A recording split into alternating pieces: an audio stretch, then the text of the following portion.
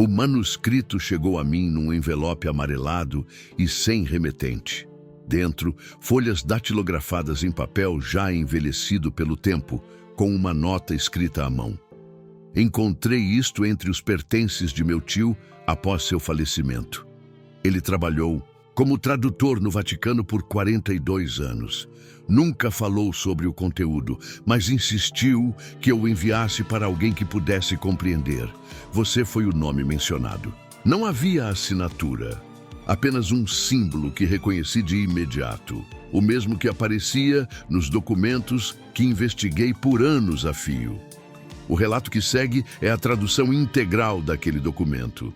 Decidi compartilhá-lo após verificar certas coincidências históricas que me fizeram acreditar na sua autenticidade. Alguns nomes foram alterados por segurança, outros mantive intactos para preservar a veracidade dos acontecimentos. Faço isso ciente dos riscos. A primeira vez que Francesco Forgione, mais tarde conhecido como Padre Pio, sentiu o peso do que chamaria de presenças ancestrais, foi ainda criança, em Pietrelcina. Não era como as visões de santos que relataria depois aos seus superiores, mas algo primitivo e inquietante. A sensação de ser observado por olhos que existiam antes da linguagem. Essa informação não consta em nenhuma biografia oficial.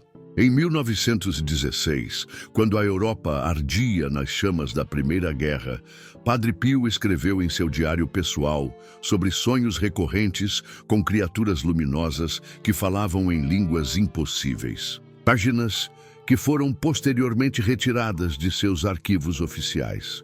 Naquele mesmo ano, 3 crianças em Fátima começavam a relatar visões que a Igreja catalogaria como aparições marianas. Uma coincidência temporal que poucos investigadores notaram, mas que se mostraria fundamental décadas depois. Padre Pio chegou ao Vaticano pela primeira vez em janeiro de 1922, chamado pelo então cardeal Merry del Val, que havia ouvido rumores sobre os estranhos poderes do frade capuchinho. O encontro durou menos de 20 minutos. Del Val saiu pálido da sala e ordenou que Pio fosse enviado de volta a San Giovanni Rotondo imediatamente. No dia seguinte, o Papa Bento XV adoeceu subitamente e faleceu em poucos dias. A conexão nunca foi estabelecida oficialmente, mas nos arquivos secretos da Santa Sé existe um relatório médico sobre a autópsia do pontífice com uma anotação à margem. Oculus Sinister. Os estigmas de Padre Pio apareceram oficialmente em 1918, mas poucos sabem que as primeiras marcas surgiram após um episódio no subsolo do monastério, quando ele afirmou ter se perdido por horas em um corredor que, segundo os mapas da construção, não existia. 2 monges o encontraram desacordado, murmurando palavras em aramaico, língua que ele jamais havia estudado formalmente. A verdadeira história, no entanto, começa em setembro de 1947, quando Pio foi chamado novamente ao Vaticano. O pós-guerra havia trazido uma nova ordem mundial e a Igreja buscava redefinir seu papel. Nos porões da Biblioteca Apostólica, uma equipe de arqueólogos havia descoberto uma passagem selada durante as obras de restauração. Algo que não constava em nenhuma planta arquitetônica dos últimos 400 anos. Monsenhor Giovanni Montini, que anos depois se tornaria o Papa Paulo VI, supervisionava pessoalmente a exploração daquele espaço. Quando a passagem foi finalmente aberta, revelou uma escadaria em espiral que descia muito além do nível das catacumbas conhecidas. As paredes apresentavam inscrições em uma variante do sumério que nenhum especialista conseguia decifrar completamente. Fragmentos traduzidos mencionavam vigilantes e filhos do céu. Padre Pio foi chamado não como sacerdote, mas como sensitivo. O Vaticano sempre manteve um pequeno grupo de religiosos, com habilidades inexplicáveis para investigar fenômenos que a ciência não conseguia catalogar. O que aconteceu durante aquelas 72 horas em que Pio permaneceu nos níveis inferiores nunca foi registrado oficialmente. Os únicos relatos vêm de anotações feitas pelo cardeal Alfredo Ottaviani, prefeito do Santo Ofício, e de um diário mantido por Sister Josefina, uma freira belga que servia como assistente de Montini. Conforme Padre Pio descia, a temperatura diminuía drasticamente, apesar de estarem se aproximando do centro da Terra. Físicos consultados posteriormente não conseguiram explicar tal anomalia. No terceiro nível, abaixo das catacumbas, a equipe encontrou uma câmara octogonal com símbolos angulares entalhados no que parecia ser obsidiana, material vulcânico que não existe naturalmente naquela região. No centro da câmara, uma estrutura cilíndrica de metal desconhecido se erguia do chão até o teto. Não apresentava soldas ou emendas visíveis. Parecia ter sido moldada de uma única peça. Quando Padre Pio se aproximou, testemunhas relatam que as inscrições nas paredes começaram a emitir uma luminescência azulada e o cilindro produziu um som de baixa frequência que causou náusea em todos os presentes. Sister Josefina escreveu: "O padre tocou a superfície do objeto e imediatamente caiu de joelhos. Seu rosto transformou-se. Não era mais o homem gentil que conhecíamos, mas algo primitivo. Falou em uma língua que me pareceu anterior a qualquer civilização conhecida. Depois, em italiano perfeito, disse: eles nunca partiram, apenas mudaram de forma." Nos dias seguintes, equipes técnicas foram enviadas para estudar o local. Instrumentos elétricos falhavam inexplicavelmente. Fitas magnéticas de gravação se apagavam sozinhas. Fotografias revelavam apenas borrões, ou, em alguns casos, figuras alongadas que não estavam presentes no momento do registro. Um físico austríaco que fazia parte da equipe de investigação desapareceu durante a noite, deixando apenas suas anotações que mencionavam geometrias não euclidianas e portais de ressonância quântica. Após este incidente, o acesso à área foi restrito por ordem direta do Papa Pio XII. Documentos indicam que o pontífice visitou o local apenas uma vez, acompanhado de Padre Pio e 3 cardeais. O que viram permanece um mistério, mas nas correspondências privadas entre Pio XII e o presidente americano Harry Truman, há menções a entidades não humanas e tecnologia antepassada. Padre Pio retornou a San Giovanni Rotondo profundamente transformado. Sua saúde, já frágil, deteriorou-se rapidamente. As correspondências entre ele e seu confessor, Padre Benedetto Nardella, revelam um homem atormentado não apenas por dores físicas, mas por visões que desafiavam sua fé. Em uma carta datada de fevereiro de 1948, ele escreveu: "O que vi não foram demônios, como entendemos em nossa teologia. Eram mais antigos. Habitam os espaços entre as estrelas desde antes do tempo. A Igreja sempre soube.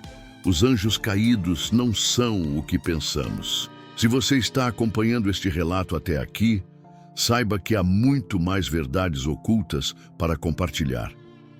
Inscreva-se para continuar recebendo estes documentos confidenciais que poucos têm coragem de divulgar.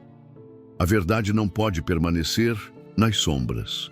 Na primavera de 1949, um evento pouco documentado ocorreu. 3 crianças desapareceram nas proximidades do monastério de Padre Pio. Foram encontradas 3 dias depois, fisicamente ilesas, mas incapazes de falar. Quando finalmente recuperaram a voz, semanas mais tarde, suas histórias eram idênticas. Haviam seguido um homem com asas de luz para uma caverna onde pessoas antigas dormiam em cilindros brilhantes. As autoridades locais atribuíram o incidente a um trauma coletivo, mas o Vaticano enviou discretamente um investigador. Este investigador, Padre Salvatore Moretti, era especialista em linguística e folclore antigo. Suas gravações das entrevistas com as crianças foram enviadas diretamente para os arquivos secretos. Uma transcrição parcial, recuperada anos depois, revela que as crianças descreveram com precisão símbolos idênticos aos encontrados na câmara subterrânea do Vaticano, apesar de nunca terem estado lá. Em outubro daquele mesmo ano, observatórios astronômicos em diferentes partes do mundo registraram anomalias gravitacionais inexplicáveis. O fenômeno foi particularmente intenso nas proximidades de Roma. Documentos declassificados do exército americano mencionam atividade aérea não identificada sobre a cidade do Vaticano durante 3 noites consecutivas. O Papa Pio XII ordenou vigílias de oração sem explicar o motivo. Enquanto isso, Padre Pio começou a receber visitas de um homem que se identificava apenas como observador. Este homem, descrito como alto, de feições perfeitamente simétricas e olhos de um azul incomum, sempre chegava sem aviso prévio e não era detido por nenhum segurança.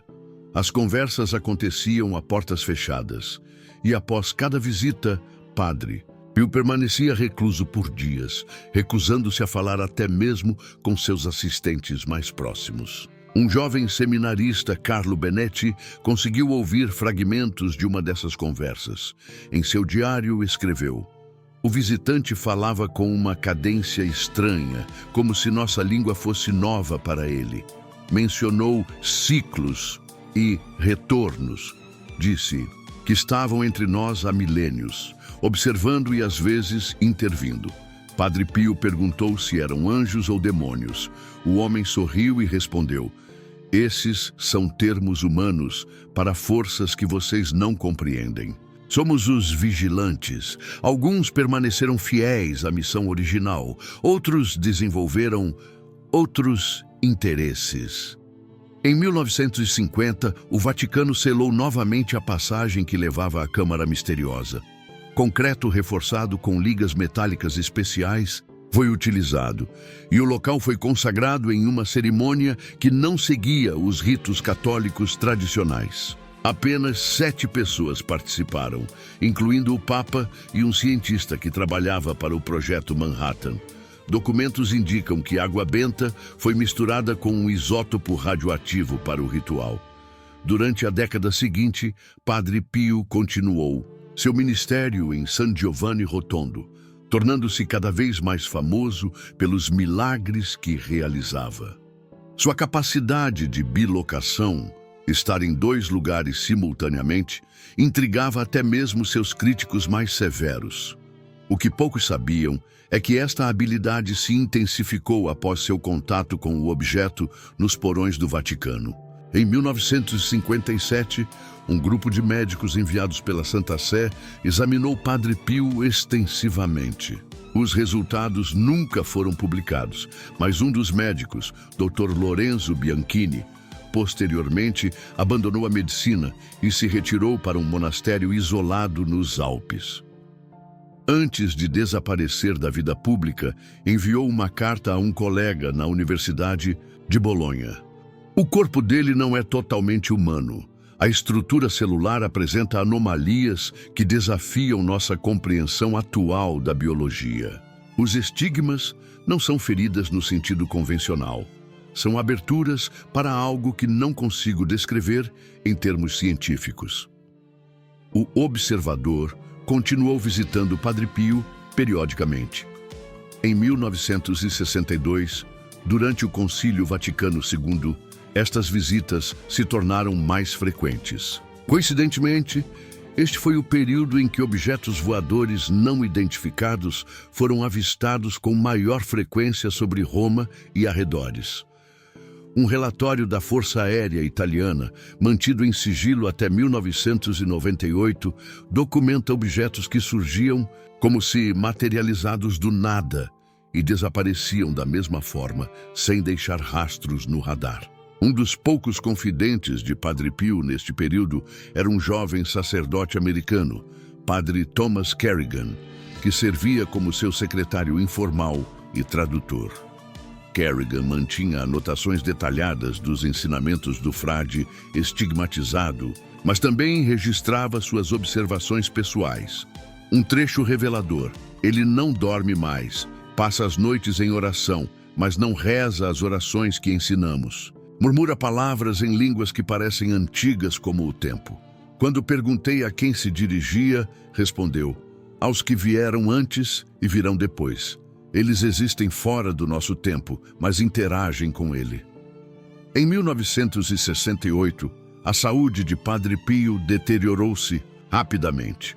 Médicos não conseguiam explicar a falência múltipla de órgãos que não apresentavam patologias específicas.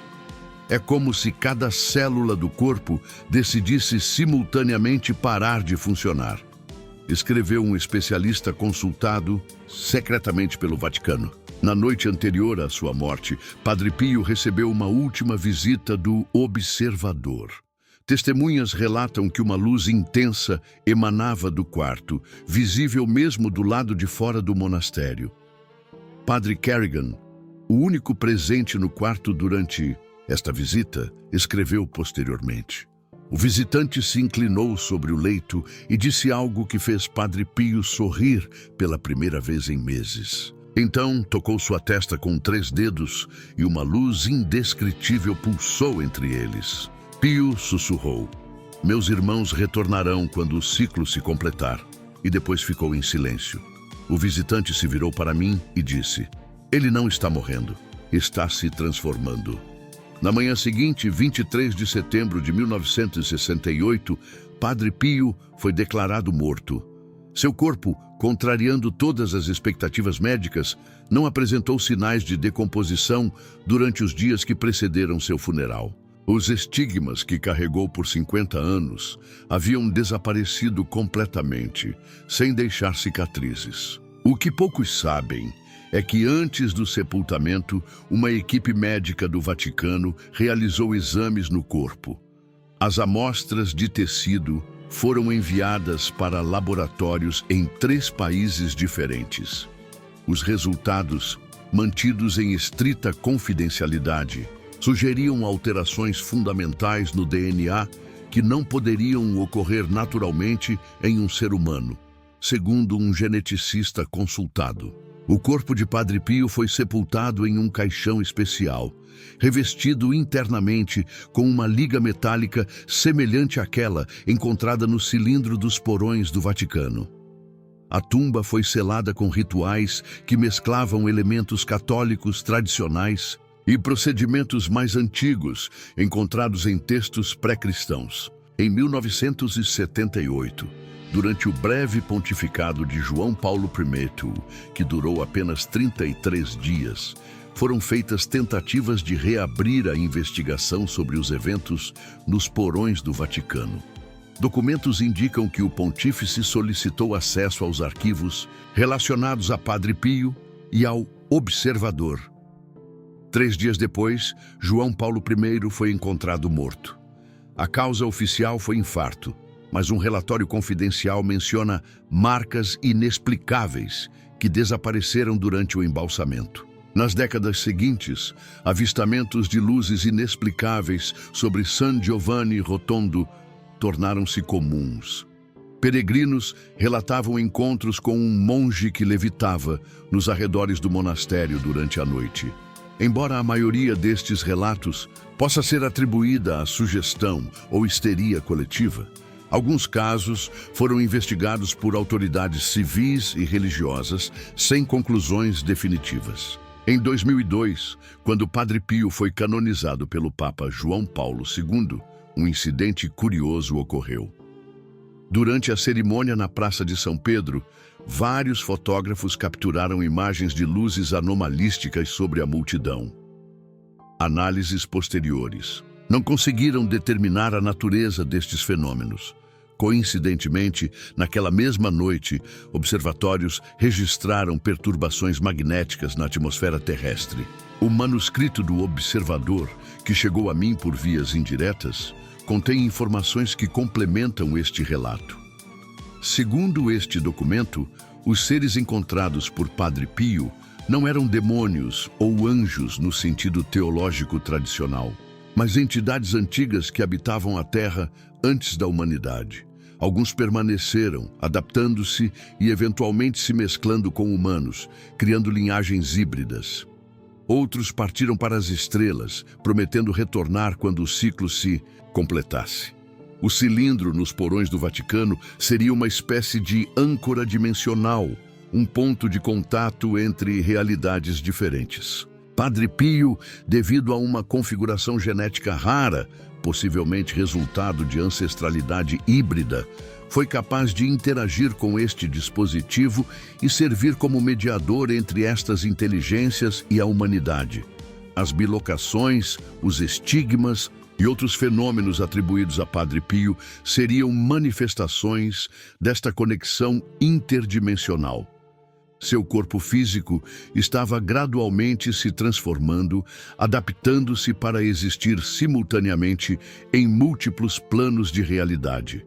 O que foi percebido como sua morte seria, na verdade, a finalização desta transformação. Um detalhe inquietante. O manuscrito sugere que Padre Pio não foi o primeiro nem será o último. Ao longo da história, surgiram indivíduos com capacidade similar de conexão. Alguns foram reconhecidos como santos, outros como profetas ou videntes, dependendo do contexto cultural. Alguns foram silenciados quando o conhecimento que traziam ameaçava estruturas de poder estabelecidas. Em 2010, durante obras de renovação na cripta onde Padre Pio está sepultado, trabalhadores relataram fenômenos inexplicáveis, ferramentas que desapareciam e reapareciam em locais diferentes, falhas elétricas recorrentes e vozes captadas, em gravações de segurança quando ninguém estava presente no local. As obras foram interrompidas por 3 meses sem explicação oficial. Um dos trabalhadores, que preferiu permanecer anônimo, afirmou ter visto o caixão de Padre Pio flutuar alguns centímetros acima do solo durante alguns segundos. Seu depoimento foi descartado como alucinação causada por gases tóxicos supostamente liberados durante as escavações, embora nenhum teste tenha confirmado esta hipótese. Em 2016, a pedido do Papa Francisco, o corpo de Padre Pio foi exumado e exposto para veneração pública. Oficialmente, o corpo estava em estado de conservação parcial, o que é notável considerando o tempo decorrido sem técnicas especiais de preservação. O que não foi divulgado. Antes da exibição pública, o corpo foi examinado por uma equipe que incluía especialistas em genética molecular. Os resultados permanecem classificados. Documentos recentemente vazados de arquivos militares americanos mencionam um projeto conjunto com o Vaticano, iniciado em 1975, codificado como Operação Vigilante. O objetivo declarado era monitorar e catalogar entidades não humanas com capacidade de interagir com nosso plano dimensional. Um anexo menciona San Giovanni Rotondo como ponto zero, local da primeira confirmação científica documentada de tais entidades. Há indícios de que o observador continue ativo. Relatos esporádicos de encontros com um homem de olhos azuis impossíveis surgem em contextos relacionados a fenômenos inexplicáveis, normalmente antes de eventos de significado global. Um padrão interessante: estes encontros frequentemente envolvem crianças que posteriormente desenvolvem habilidades incomuns ou adultos em momentos de extrema vulnerabilidade espiritual. As inscrições encontradas na Câmara Subterrânea do Vaticano, parcialmente decifradas por linguistas modernos com a ajuda de inteligência artificial, contêm referências a um grande ciclo que se completaria no início do 3º milênio da era cristã. Uma passagem menciona o retorno dos vigilantes quando as estrelas se alinharem novamente.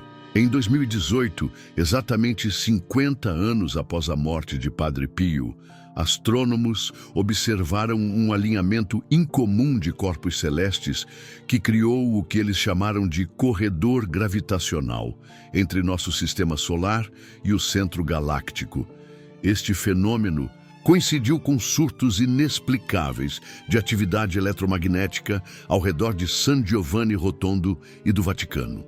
Relatos de peregrinos que visitaram o túmulo de Padre Pio neste período incluem experiências extraordinárias, curas instantâneas de doenças crônicas, visões compartilhadas por grupos inteiros e, em alguns casos, comunicações aparentes com o próprio santo.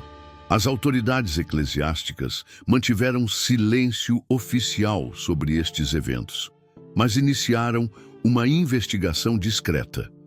Os documentos mais recentes que obtive, datados de 2023, sugerem que a equipe atual, que monitora o local nos porões do Vaticano, detectou mudanças na estrutura molecular do cilindro metálico. A superfície, anteriormente impenetrável a qualquer instrumento, começou a apresentar uma porosidade que permite análises limitadas. Amostras microscópicas revelaram uma composição que inclui elementos não catalogados na tabela periódica conhecida. Simultaneamente, cientistas independentes notaram flutuações nas leis físicas fundamentais que regem nosso universo. Alterações sutis em constantes como a força gravitacional e a velocidade da luz foram detectadas em locais específicos do planeta, incluindo San Giovanni Rotondo. Estas anomalias são temporárias e localizadas, mas sua frequência está aumentando. O observador foi visto pela última vez em dezembro de 2024, não por religiosos ou místicos, mas por físicos quânticos que trabalhavam em um laboratório subterrâneo na Suíça. Segundo relatos não oficiais, ele apareceu no meio de um experimento de entrelaçamento quântico e disse apenas: "O ciclo está se aproximando da convergência. Ele retornará em breve, junto com os outros. Desta vez, não haverá mais separação entre os mundos." Estas informações são fragmentos de uma verdade maior que permanece obscurecida. Instituições poderosas trabalham para manter estes conhecimentos longe do público, não necessariamente por malevolência, mas pelo temor genuíno das consequências de sua divulgação. A história de Padre Pio e dos anjos caídos, ou vigilantes, como se autodenominam, é apenas um capítulo de uma narrativa muito mais ampla que conecta nossa realidade a outras que mal conseguimos vislumbrar. Enquanto concluo este relato, percebo movimentações incomuns ao meu redor. Talvez seja coincidência, talvez seja consequência desta investigação. Minha intenção não é criar pânico ou desestabilizar estruturas de fé, mas simplesmente trazer à luz informações que acredito serem importantes para compreendermos nossa verdadeira natureza e posição no cosmos. As perguntas permanecem. Se Padre Pio realmente encontrou seres que a tradição religiosa classificaria como anjos caídos, o que isso significa para nossa compreensão da espiritualidade e da história humana? Se estas entidades não são sobrenaturais, mas sim seres de natureza diferente que coexistem conosco desde tempos imemoriais, como isso redefine nossa percepção da realidade? E talvez mais importante, se o tal ciclo mencionado está realmente se completando, o que acontecerá quando estes seres retornarem completamente ao nosso plano de existência? Você está preparado para reconsiderar tudo o que acredita saber sobre a realidade? Os sinais estão ao nosso redor para quem tem olhos para ver. Compartilhe suas próprias experiências ou observações. Talvez juntos possamos montar este quebra-cabeças cósmico antes que seja tarde demais.